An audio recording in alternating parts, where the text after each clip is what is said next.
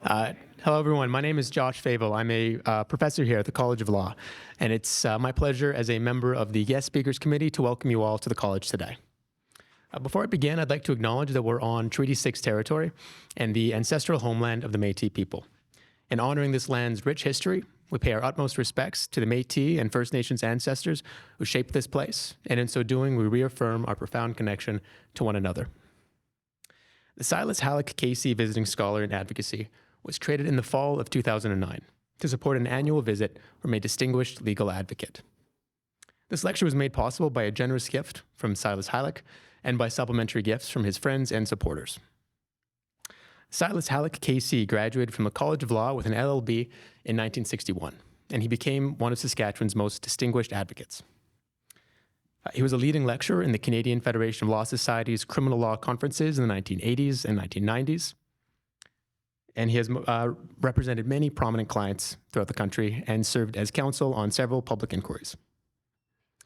The Silas Halyk Visiting Scholar in Advocacy is bestowed upon a prominent legal advocate, who is and this year's advocate is Justice Lisa Watson, who is our guest today. Justice Watson was born in Biggar, Saskatchewan. Her undergraduate degree was completed at the University of Saskatchewan, where she studied history. She obtained a Bachelor's of Arts with great distinction before coming to the College of Law, where she graduated in 2009 with distinction and articled with William Rowe, KC. Very early on in her legal career, Justice Watson focused in on criminal defense matters, appearing before the Saskatchewan Court of King's Bench, the Saskatchewan Provincial Court, and the Court of Appeal for Saskatchewan. She later became a partner and formed Pesco & Watson in 2015. In 2023, she was appointed a judge of the Provincial Court of Saskatchewan, sitting primarily in Saskatoon. Prior to her judicial appointment, Justice Watson was co-president of the Saskatoon Criminal Defense Lawyers Association and was a district governor for the Saskatchewan Trial Lawyers Association.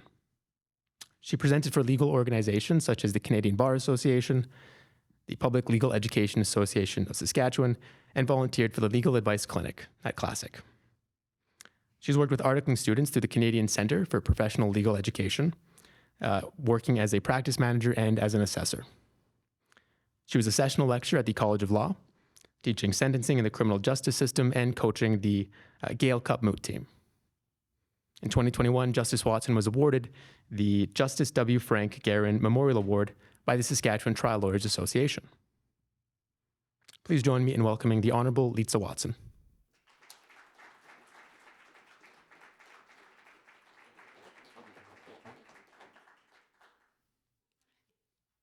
Good afternoon, everyone. Thank you for that introduction and your very kind words. I am incredibly honored to have been asked to be this year's Cy Halyk Chair in Advocacy. While I never had the opportunity to work directly with Cy, his reputation in the Saskatchewan legal community is the stuff of legends. He was known as a passionate advocate who worked tirelessly for his clients and had the respect of his colleagues and the judiciary. To be presenting a lecture today that bears his name is truly my privilege. As you just heard in the introduction, my practice as a lawyer was largely focused on criminal defense. Aside from the remote appearance era during the pandemic, I spent nearly each day as a lawyer physically inside a courtroom, and often multiple courtrooms, for at least part of my day. Now, as a provincial court judge, I find myself in fewer courtrooms each day, but still inside a courtroom, from a different perspective. Because of my background and my current position, my observations largely arise in the context of criminal law, though I hope that they will be relevant to a wider audience. I'm also very aware that the topic of advocacy is a broad one, and it's been canvassed in countless articles, lectures, and other commentary before. I don't expect that my remarks today are going to be completely novel or earth-shattering. Instead, I plan to share some personal reflections and observations to provide a starting point for students and newer lawyers to consider as you move forward in your careers. The title of my presentation is Effective Advocacy, Trial and Error. And as you may have guessed from the title of the presentation, I enjoy a little bit of wordplay. I'm also a big fan of alliteration. And so I've organized my talk today into 3 categories that I believe play important roles in developing as an advocate: communication, coaching, and character. I hope you will find my comments in these 3 categories useful. Advocacy obviously involves communication, and we all communicate every day of our lives with friends, colleagues, our children, people in the grocery store. Since it's something that we naturally do in our everyday lives, some might assume that it's easy to communicate as an advocate. And when we think about communication from a legal perspective, we often think about the output of information, speaking to or writing to someone else. The Crown standing in front of a jury making closing arguments. The defense counsel cross-examining a witness in the midst of a trial. The lawyer writing a factum to win an appeal. But that is not where communication starts. To effectively communicate, the advocate first needs to listen, to absorb information before responding. Listening requires focus. Cell phones, smartwatches, laptops, these are often essential tools for the active litigator, but they also cause distractions and can make it more difficult to hear the message that another person is giving. I'm sure most people in this room have had the frustrating experience of trying to talk to someone while they are texting someone else or watching a video or sending a quick email. The responses you get in those situations are usually half replies that are vague or miss the point. If the lawyer is only listening to a portion of the client's concerns, only focusing on parts of a witness's testimony, there is a real risk that the lawyer's response is going to be less effective than it otherwise could be. Now, I recognize that there are some distractions that we can't avoid. The lawyer needs to make notes during a client meeting. People might make noise as they come into or leave a courtroom. Another person's cell phone may ring during a witness's testimony. There's rarely a perfectly distraction-free environment. But the more the lawyer works to focus, the better the result. Once you can focus, you're more likely to hear and understand the issues that you really need to address. As a lawyer, when a client came to meet with me, they were usually in some kind of criminal trouble. Often, the criminal justice system was completely new to the client, and they were scared, anxious, and overwhelmed. I would ask my client to give me a summary of what happened. I would ask clarifying questions, and I would do my best to answer the general questions that they had. I would then ask the client how they hoped things would turn out. And I know that might seem like a silly question, but I found that answers really varied. Not surprisingly, some clients want and expect that their criminal charge will be dismissed or they'd be found not guilty. But sometimes, the client would tell me that they just needed help talking to the prosecutor or standing up in front of the judge. Courthouses are intimidating places, and many people are uncomfortable walking into a courtroom alone. Having a lawyer with them not only provides legal support, it can provide moral and emotional support as well. Knowing what goals or expectations a particular client had helped me communicate with that client, with the Crown, and with the court, because I would know what the objectives were. I had some clients who would tell me in our initial meeting that they wanted to plead guilty. This would be before they had ever seen a shred of disclosure or had any real idea what the case against them was. I would tell those clients that my role still required me to review the Crown's case and ensure it was a valid charge before I could enter a guilty plea for them. There were times where, after reviewing disclosure, I would identify issues with the Crown's case, or possible defenses or charter breaches that might result in an acquittal. When I gave my legal opinion to those clients, some would consider my advice and decide to plead not guilty and have a trial on those issues, while others would still decide to plead guilty. What was important was that we had open and clear communication about their options and goals, and they made an informed decision. I have used some of the same techniques as a provincial court judge. Our court has a large number of self-represented litigants that come before us. Again, many times these people are anxious, confused, or frustrated with the court process. In our docket courtrooms, I tend to ask the self-represented accused what it is they are hoping to have happen during their court appearance. Some people quip that they expect the Crown to drop the charges or they want me to throw out the case. But for the most part, people tend to have realistic goals. They want to have an adjournment so they can seek legal advice, or they want to plead guilty, or they want to set their charges for trial. I find that treating people with respect and finding out what their expectations are helps me make my decisions. When I'm not able to do what the accused person is asking for, I do my best to explain why after I've given them an opportunity to be heard. When we're talking about focus and listening, an important component of that is not interrupting. Now, there are obvious exceptions to this general rule. If counsel needs to object during a trial, or if the client gets wildly off topic in a meeting, it's entirely appropriate to interrupt. When I was a law student and as a new lawyer, I was taught that if the judge started speaking, the lawyer should immediately stop and listen to the question. There are a couple of reasons for this. First, from a practical perspective, there might need to be a transcript prepared later on. And if multiple people are speaking at once, the transcript is unclear and unworkable. But more importantly for the advocate, if the judge has a question, effective counsel will want to address it. Some lawyers like to prepare detailed arguments and submissions and read it to the court like it's a speech. They might feel frustrated by questions and feel like their submissions have lost their flow or they've been thrown off their game. But the best advocates view questions from the bench as opportunities. The detailed and prepared submissions can be a great place to start, but questions will show you where the judge is struggling. Counsel who are prepared are able to guide and assist the judge in understanding a particular position or a point of law. The lawyers appearing on the case should know their file inside and out. They should have identified potential weaknesses or issues in advance and considered ways to address them. So a lawyer who is well prepared has likely anticipated at least some of the questions that the judge might raise.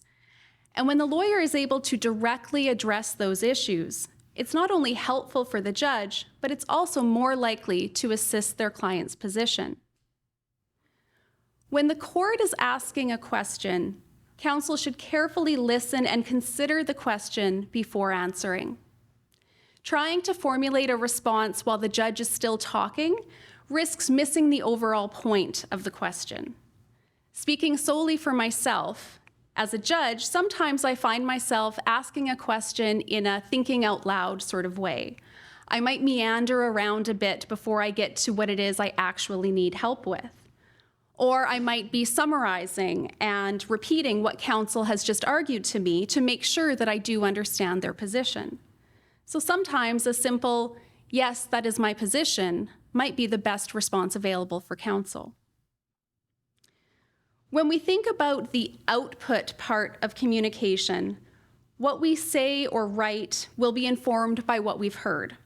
So it's important to consider your audience. The way that a lawyer speaks to a judge or opposing counsel is going to be different than the way they communicate with their client. There are some decisions in a criminal matter that must be made by the client, but the advocate still plays an essential role in setting out the options and explaining the pros and cons to each avenue.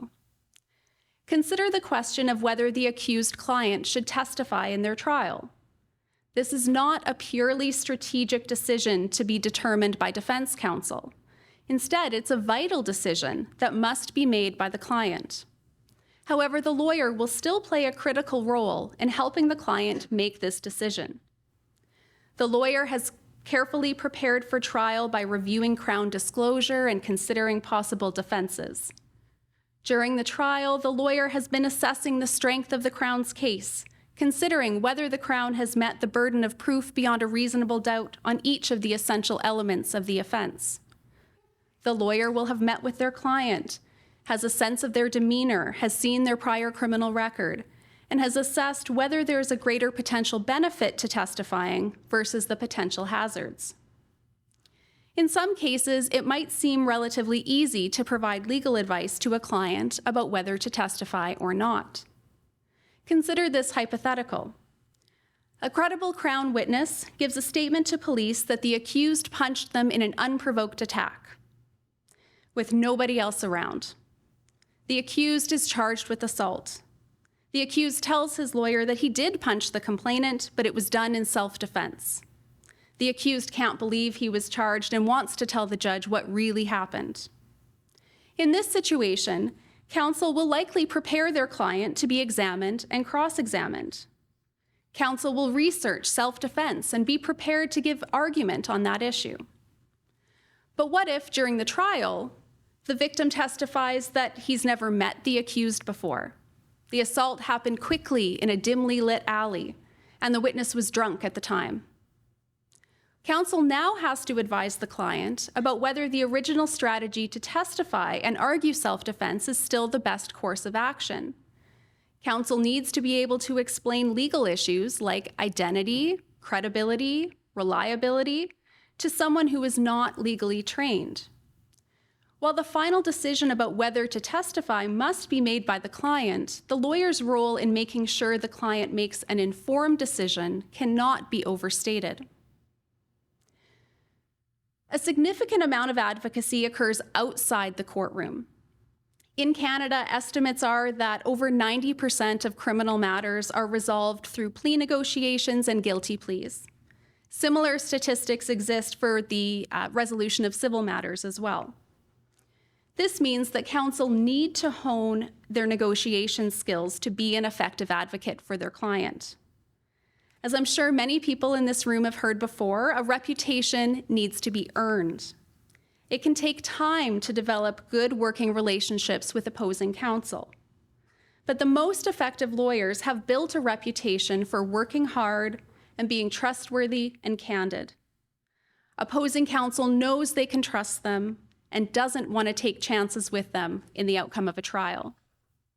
Strong interpersonal skills can help a lawyer get the best possible outcome for their client. It's very common for lawyers to communicate by letter or email or even texting now.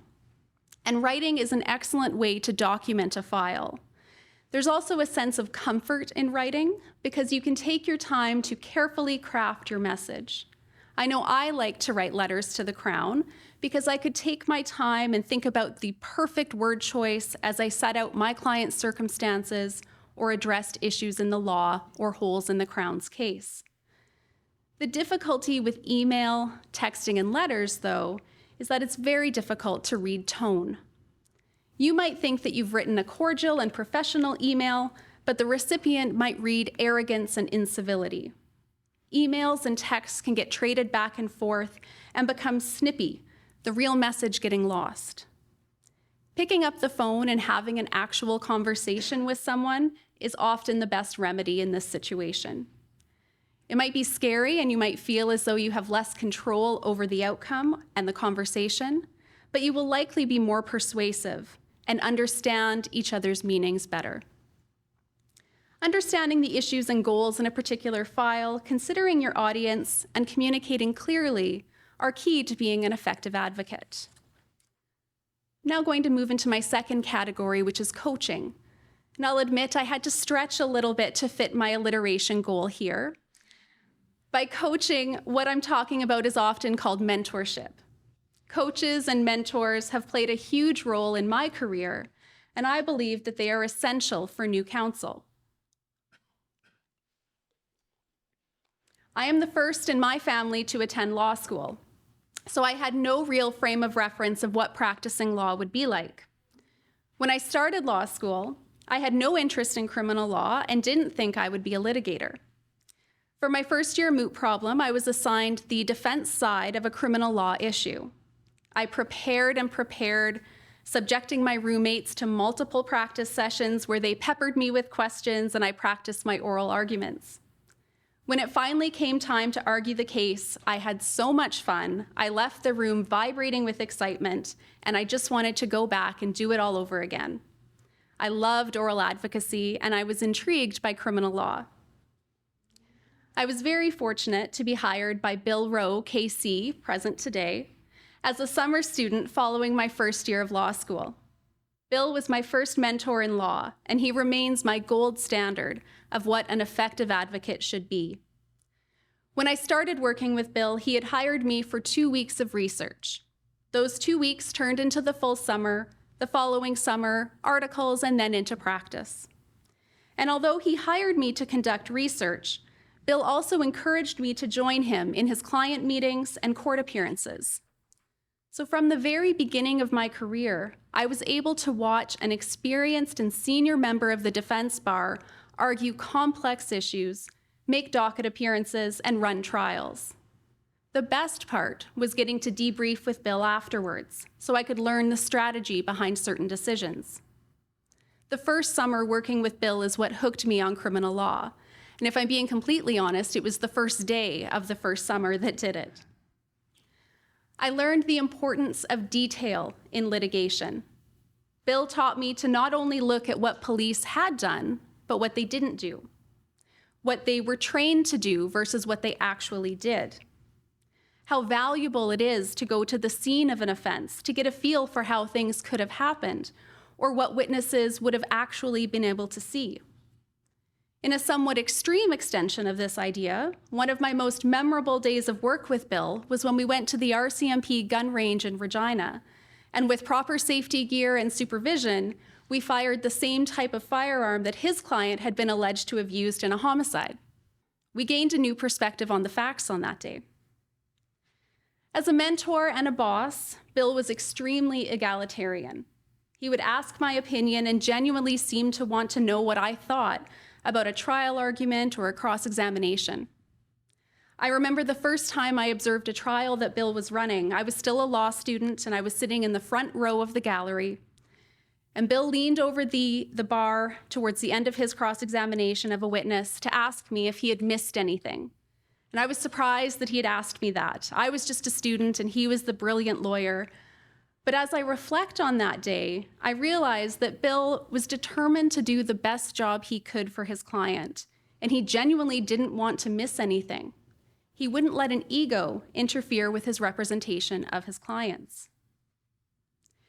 Bill not only encouraged me to observe him, but other counsel as well. I had the good fortune to work with Morris Bodner, KC, when he invited me to assist him on a preliminary inquiry for a client charged with first-degree murder. This was within my first year of practice, and the file involved a Mr. Big scenario, where the undercover police officers acted as though they were part of a criminal enterprise. They gained the accused's trust and ultimately obtained a confession to a murder. Mr. Big stings are highly controversial, and they involve mountains of disclosure. Morris asked me to assist him in reviewing that disclosure, and I spent many days listening to recorded conversations between the client and undercover officers, preparing summaries, and identifying possible areas for cross-examination and argument. When the prelim started, Morris invited me to sit with him at counsel table, and I got to watch and learn as he, along with 2 senior Crown prosecutors, acted as counsel on the case. To my surprise, a couple of days into the prelim, Morris asked if I wanted to cross-examine a witness. Now, this wasn't a crucial witness that was going to make or break the case, but I still felt the pressure to do a good job, or more importantly, to not screw things up. I prepared my cross, and when it was time, I asked the witness my questions, got the answers, and I sat down. I was relieved it was over and felt like it had gone all right. As an aside, when I sat down, one of the Crown prosecutors on the file passed over a sticky note that said, "Good job."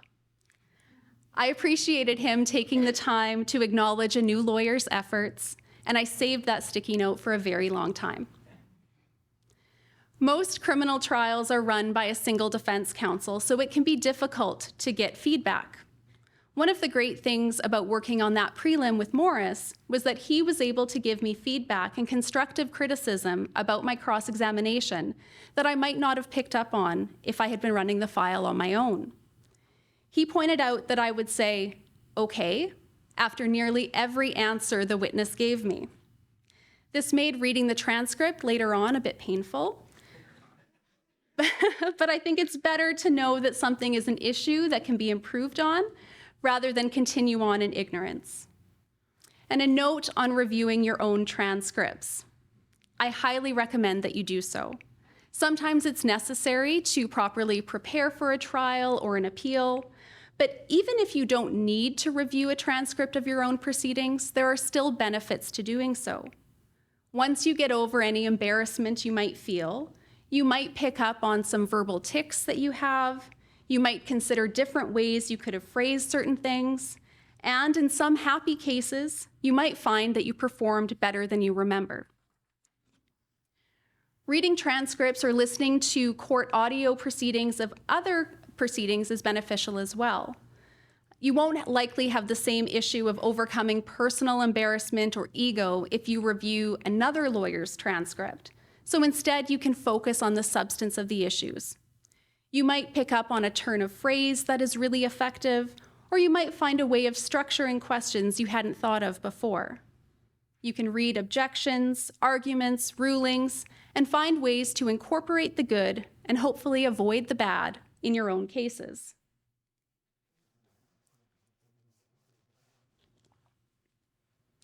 When I started appearing in provincial court as a student and as a junior lawyer, there were many opportunities to watch other lawyers. Provincial court docket appearances are usually dealt with in order of seniority. What that meant for me was usually being the first defense counsel in the room, because I always liked to be early for court, but the last to leave. In my early years of practice, it wasn't uncommon for me to be sitting in a courtroom from about 9:15 until noon just to deal with a 5-minute file. What that meant, though, was that I had hours of watching other lawyers and learning from them. Sometimes I would learn things not to do, like don't try to file a newspaper clipping about a sentencing instead of the actual sentencing case. More often, I would learn things to do, like where my client should stand, how to enter a client's election and plea, which judges like lengthier submissions, and who just want counsel to get to the point.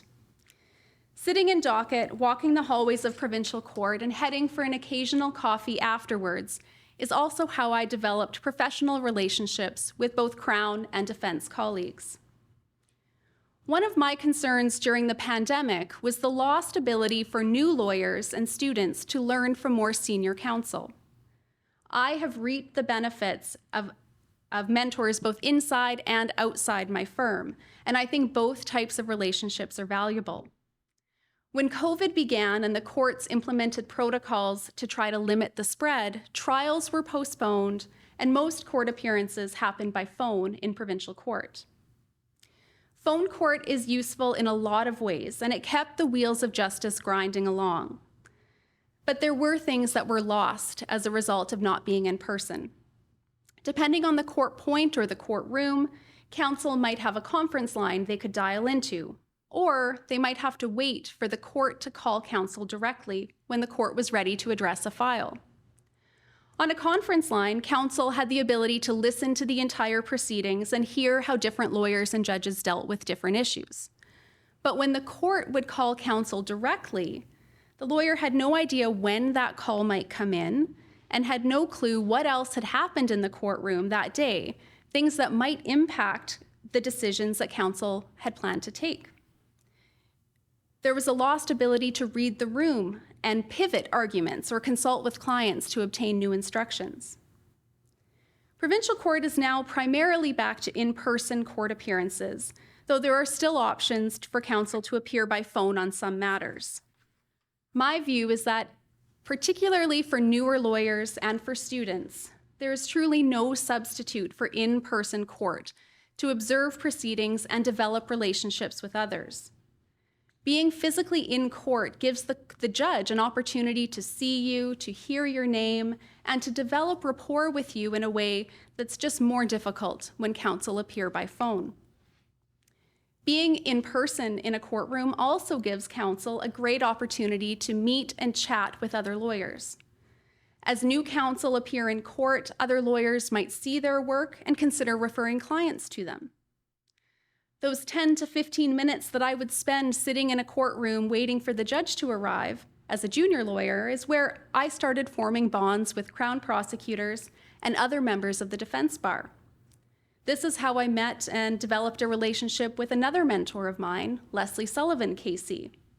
Leslie was a former Crown prosecutor turned private defense counsel who had decades of experience. We started out chatting in docket court, and over time, developed a strong professional bond and friendship. We would refer clients to each other, consult each other on files, and even represented co-accused at times. If remote court appearances had been prevalent when I was a junior lawyer, I likely would have missed out on that kind of mentor relationship. Making coach or mentor connections can happen at any point in your career. As a newly appointed judge, I have benefited greatly from the mentorship of my more senior judicial colleagues.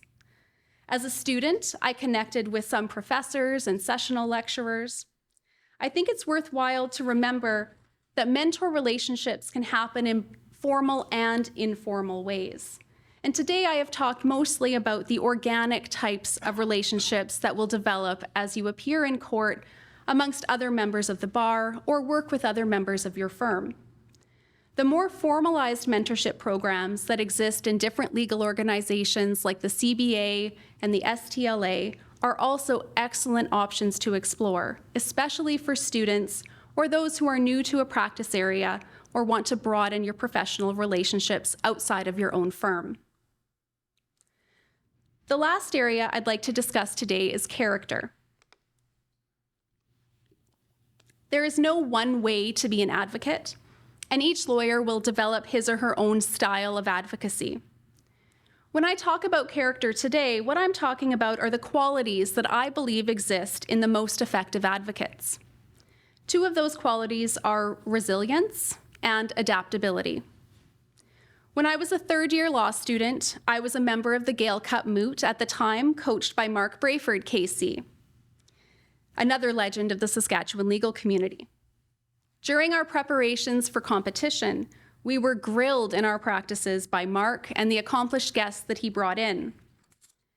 Being involved in a moot as a student taught me very early on not only about the law, but about the importance of being resilient.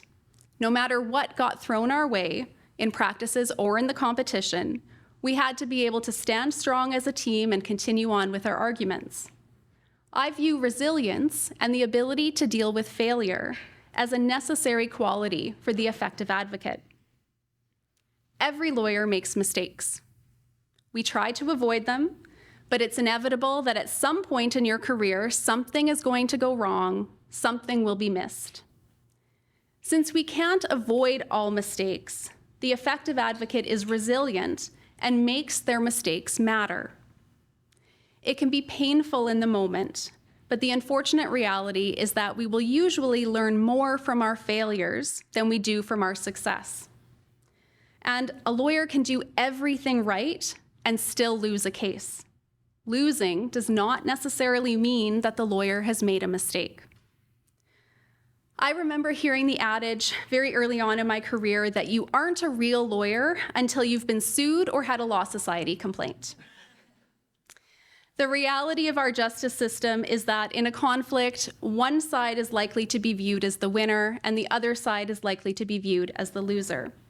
Unsuccessful or unhappy litigants might take their frustration out on the lawyers involved in the case. While complaints from unhappy litigants are somewhat common, they can still be unnerving. An unhappy party may say you failed, even when you did everything you could. I had such an experience after one of my clients was convicted of sexual assault. He wanted to appeal the conviction, and I referred him to new counsel so he could have a fresh set of eyes on the file. He later included in his grounds of appeal an allegation that I was ineffective as his trial lawyer. He was asking the Court of Appeal to grant him a new trial and argued that I had failed to present certain evidence that he believed was relevant. From the time I received his notice that this was a ground of his appeal to the time that the Court of Appeal rendered a decision, nearly 2 years had gone by. During that time, I rehashed the trial countless times. I thought about different ways I could have approached certain issues, and I questioned whether I had actually been ineffective. I was confident that I had not been, but my mind still went to the what ifs. What if I did make a mistake that cost my client his liberty? What if another lawyer would have won an acquittal? It was a stressful period in my practice. Ultimately, the appeal was dismissed, and the court specifically told the accused that it was not his trial counsel's fault that he was convicted. During that appeal, the Saskatchewan Lawyers Insurance Association provided me a lawyer, and I had the benefit of being represented by senior and experienced counsel Al McIntyre, KC. And as stressful as it was, going through that appeal made me a better lawyer. I had the experience of being cross-examined by my former client's new lawyer, so I got to experience what it was like to be a witness in a trial. I learned from a new perspective how a poorly structured question could confuse or get an unintended answer. I gained a new appreciation for the experience of clients because so much was outside of my control, and I had to trust that my lawyer was doing the best he could. I picked up on some new techniques and tips from Al. I maintained my usual practice of note-taking, but I increased memoing my files because I saw how useful that information was after the fact when it came time to reconstruct thought processes and trial strategies. At the time, I viewed the allegation of ineffective assistance as one of the most difficult periods of my career. But at the same time, I knew I couldn't dwell on it too much. I had other clients to represent. I had other trials to run. I had to take the things that I learned through the process and put that into other files. About 1.5 years after that appeal was dismissed, I received another call from the Lawyers Insurance Association, and my mind initially jumped to worst case scenario. I assumed another client had called and complained about me, but instead they were asking if I would be interested in taking on the representation of lawyers who had the same type of allegation that I had just been through, because Al was planning to retire. I was thrilled to accept.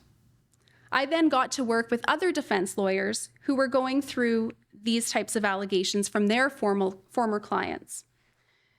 While nobody is happy to deal with this sort of an allegation, different lawyers, like any other type of client, reacted differently.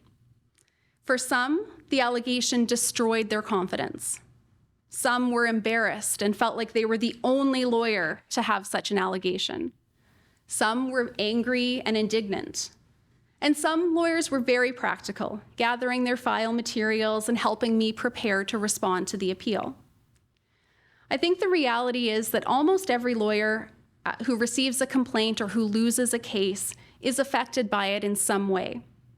The most effective counsel will view the situation as unfortunate, but understand that it's not a direct reflection of their true skills and abilities. They will try to learn from the experience. There's an article that Al shared with me that I will commend to you called Living with Defeat by Henry G. Miller. Mr. Miller was renowned as one of New York's most distinguished trial attorneys. And in the article, he makes the point that the only trial lawyers who don't lose cases are those who don't try cases, or who settle too many cases, or who only take on the cases that are sure winners and don't actually need lawyers to represent them. He says, I think quite accurately, that no lawyer is going to be judged on just one case. Anyone can win or lose a big case. It's the pattern of a person's career that establishes superior advocacy. And being resilient in the face of a challenge is important. Alongside resilience, adaptability is another quality that the best lawyers have. A former colleague used to remind me that there is the day you plan, and then there is the day that you live. Lawyers and judges, for that matter, like to have a plan of how our day will go, how a trial will proceed, what the arguments might be. but rarely does a day go exactly as you will have planned. Your client may unexpectedly be in custody on a new charge. A witness's testimony might be different than their police statement. Opposing counsel might spring a new case on you to support their argument, or your client may suddenly change instructions. The best lawyers will plan, but also be prepared to deviate from that strategy when necessary. I can recall an assault trial very early on in my career. This was a case where my female client was charged with assault with a weapon, being a Swiffer broom, against her former partner. I was representing the client through a legal aid farm-out file, and despite my best efforts, I had not been able to speak with her or meet with her prior to the court date. My preparation for trial was based solely on what I had seen in the Crown disclosure. Luckily, my client showed up to court on the trial date, and I had about 10 minutes to interview her before the trial started. The Crown's case started with a third-party witness, a civilian who testified that she had seen my client wielding a Swiffer broom, chasing after a male in an apartment building parking lot. The police officer who investigated the incident had spoken to a male and had entered my client's apartment and seized a bent Swiffer broom. Then the Crown called the alleged victim as a witness. He was less than cooperative. His testimony in chief was very brief. He reluctantly confirmed he had spoken to police, but he denied that he had any sort of altercation with my client. After several unsuccessful attempts by the Crown to get him to give more detail or clarify his evidence, the prosecutor concluded his examination in chief. Now it was time for my cross-exam. I was still in my first year of practice, and this was one of my first trials. I thought about what I thought the Crown had proven so far in its case. Then I thought about what had not yet been proven. I stood up and told the judge I had no questions in cross-examination. My client was surprised. She expected me to grill her former partner. The Crown closed its case, defense called no evidence, and we moved directly to closing arguments. I argued that the Crown had not proven all of the essential elements of the charge, and the trial judge acquitted immediately from the bench. Some of the most difficult decisions for counsel, especially junior counsel, are not only what questions to ask, but whether to question a witness at all. In that case, as in other cases where I made similar decisions, I considered what the Crown had proven and weighed that against the potential harm that could come if I did cross-examine. And it can be tempting when you have a sense that a witness is on your side to want to ask them questions to try to bolster your position. But this is entering into dangerous territory. It's important to remember that the witness doesn't know the full trial strategy or understand your thought process. That witness may give you an answer that they think is helpful, but actually harms your position.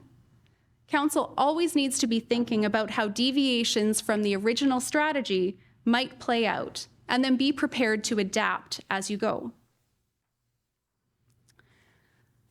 While some lawyers have natural talent, the best lawyers will work throughout their careers to develop and improve their skills.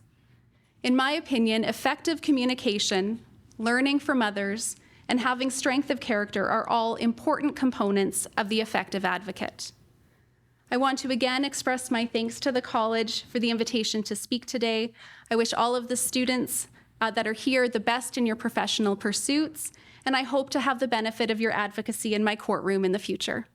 Thank you.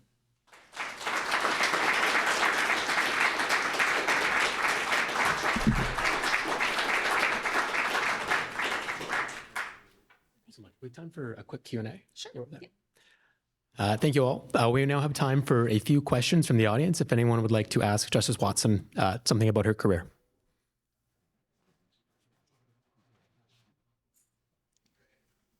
Oh.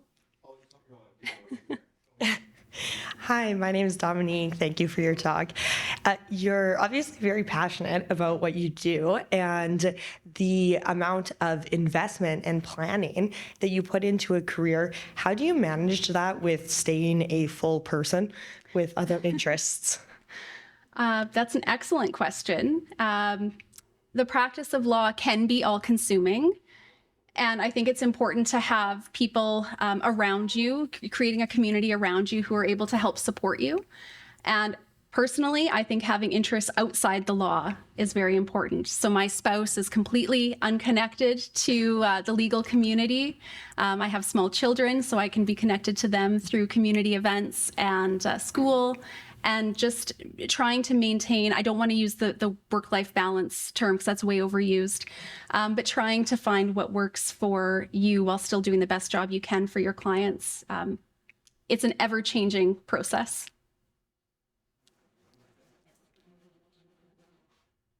Do you have any words of advice on deciding which clients to represent? Do I have any words of advice on deciding which clients to represent?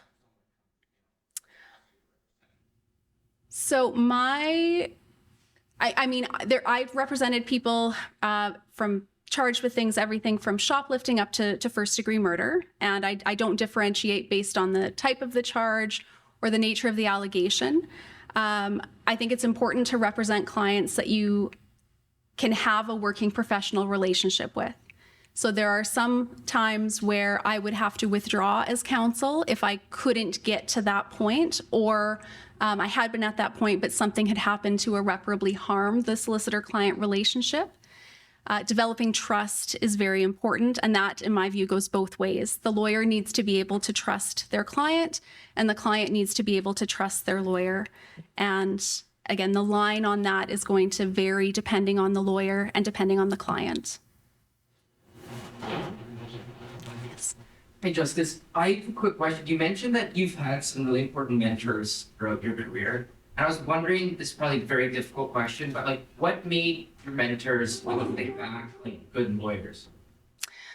Okay, when I think back, what made my mentors good lawyers? Number one was just the years of experience. So as you practice in law, you learn, obviously, or we hope that we all learn.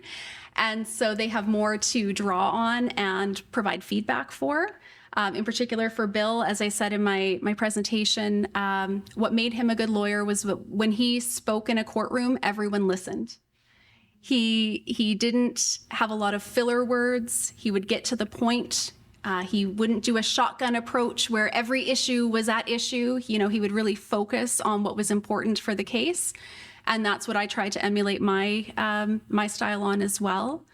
But again, every lawyer has their own strengths and has their own style. Morris Bodner had a very conversational, fireside chat kind of style that worked for him very well that I would not be able to emulate.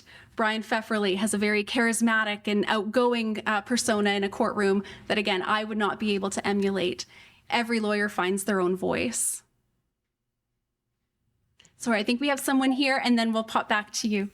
Hi, my name is Fakiha. My question is, last week we had a women in law panel, and there were two lawyers who worked in criminal law, but they found that they were kind of pushed out of criminal law because they were women. And they kind of practiced in the 90s, but I'm wondering what your experience has been in criminal law, and do you think things are changing for the better, and what do you see in the future?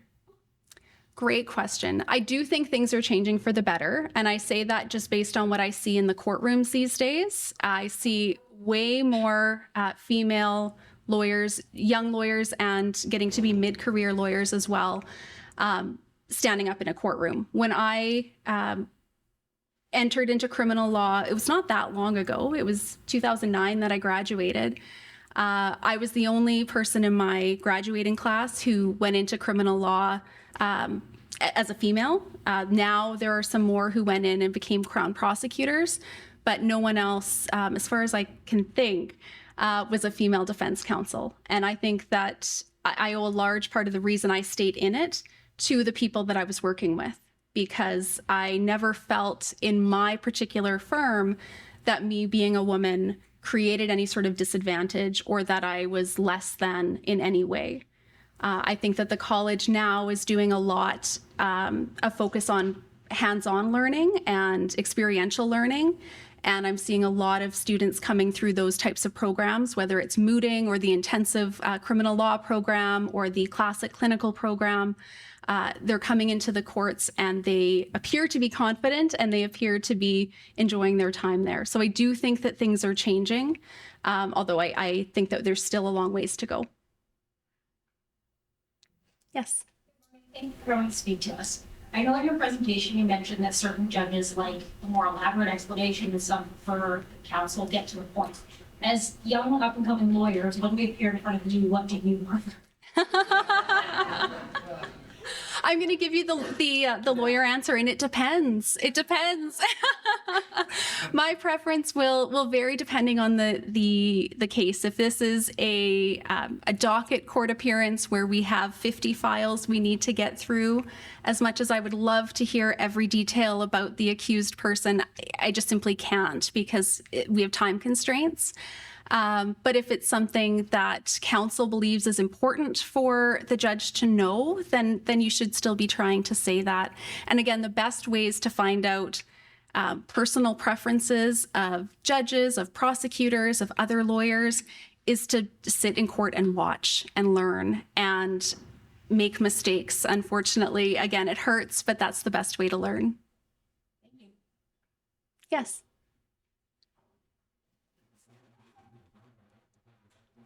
Good afternoon. In the course of practicing as a defense lawyer, did you usually want to know for certain that the accused or the defendant committed the crime? I'm asking because, for instance, okay, I did more of civil litigation, but in my first year of practice, I worked for the Legal Aid Council in Nigeria, and I was usually allowed to interview the clients to prepare the bail application and go argue bail applications.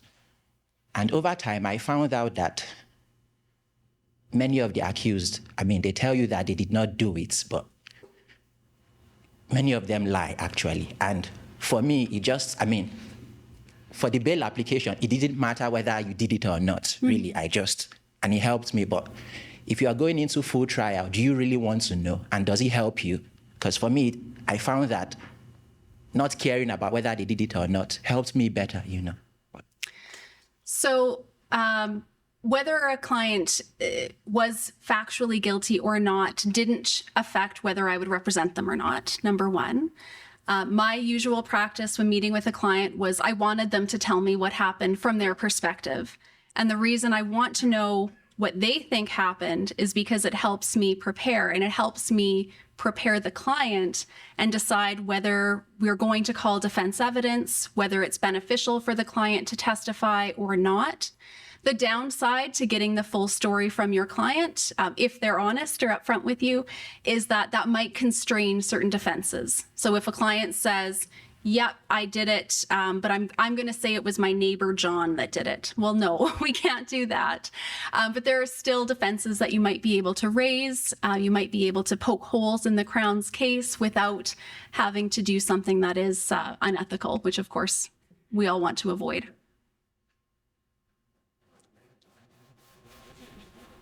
I have a question, Judge Watson. When you were appointed, an esteemed member of the bar was quoted as saying, Judge Watson is everything a good criminal lawyer is, knowledgeable, compassionate, and measured. She proved that it is an outdated view that defense lawyers need to be ranty, loud, and aggressive. She was organized, prepared, and kind. Obviously, those esteemed words accurately describe your career. But do you have advice to young lawyers? Judges obviously appreciate that approach, but what about the clients that are expecting somebody to be ranty, loud, aggressive? Yeah, there are always going to be clients who want that kind of lawyer, that lawyer who puts on a show in the courtroom. And I think there's always going to be lawyers who fit that role. When I was a lawyer in private practice, as you know, Mr. Pfefferly, we're in a business. You need to have clients in order to keep the lights on and pay your staff. So I would tell people that I might not be the best lawyer for you. If you want someone who's going to pound the table at everything and stand up and make a big deal about every single issue, you don't need to hire me, or you can find another counsel. And I would direct them to the handful of people that might fit that role a bit better. I still think that the best results can come when people are treating everyone with respect, treating everyone with kindness, and being professional without being over the top dramatic. So would you have that conversation with the clients at the outset saying, we're not like TV lawyers, or is that something? Yeah, I would use that phrase. I'm not like a TV lawyer. This isn't Suits. I've had some clients I remember calling me and asking me if I would be their Harvey Specter. And I would say, no, I'm not that. I'm not that kind of a lawyer. I will do my best for you. Here's the things that we might want to try. And again, some clients chose not to hire me and went another way, and that's fine. That's, again, when it comes to picking your clients, you need to have that good fit with your client, in my view.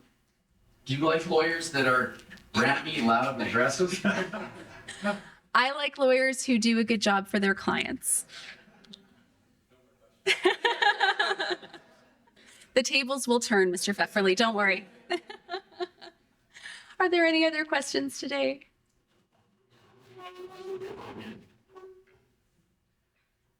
Just one, Justice Watson. How would you comment to the group about encountering a judge who may be a bit bullyish or obtuse or wanting to shut you down before you've completed your remarks? Is there any advice obviously you would deal with each situation as it arises, but to what extent might you react to something like that? Reacting as measured as possible would be ideal. You don't want to get into an argument. You can have a disagreement with a judge, but you don't want to get into a back and forth. You don't want to let your emotions get the better of you. And you always have to remember that you're speaking to the record. Although you might not be able to get through to the particular judge you're standing in front of that particular day, speaking to the record, making sure that your position is clear on the record, protects your client's rights if there is a later avenue of appeal or a complaint if the judge has completely overstepped. But it's fair that judges, like lawyers, are all human. We each have our own idiosyncrasies and differences, and what works for one judge may not work for another. Well, thank you so much for all of the questions and for your attention this afternoon.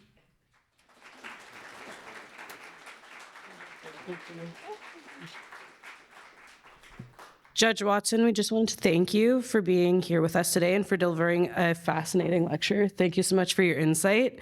To show our appreciation and to remind you of us, we would love to present with you a plaque and a gift, which I'll present to you shortly. Thank you again for coming today.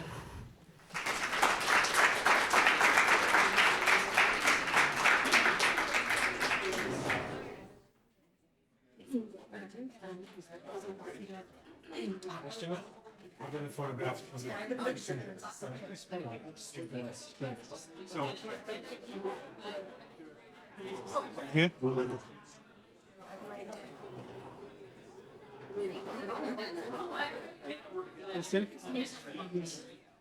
there we go. Yeah, of course. Yeah, you can hold that. There we go. That's Katie. Where?